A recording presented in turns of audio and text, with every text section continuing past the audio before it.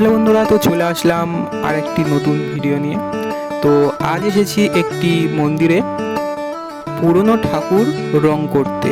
তো এখানে প্রায় সব ঠাকুরগুলিকে বাবা রং করে প্রায় রেখে দিয়েছে।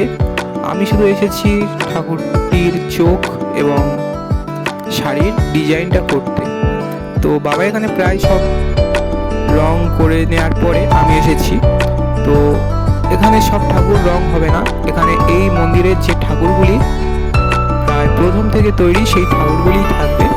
আর যেগুলো মানসিক ঠাকুর সেগুলো রং হবে না। তো কিছু কিছু ঠাকুর রং হবে না। তো দেখতে পাচ্ছেন এখানে আমি শীতলা ঠাকুরের চোখ এঁকে নিয়েছি প্রায় ধরতে গেলে।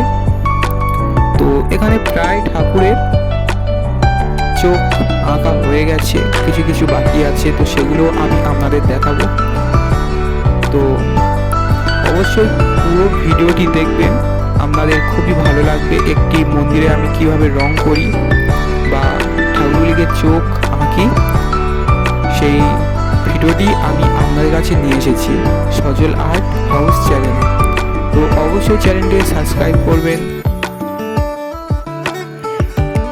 দেখুন এখানে প্রায় ঠাকুরের শাড়িও আঁকা হয়ে গেছে। এই ঠাকুরগুলি বাবার হাতে তৈরি,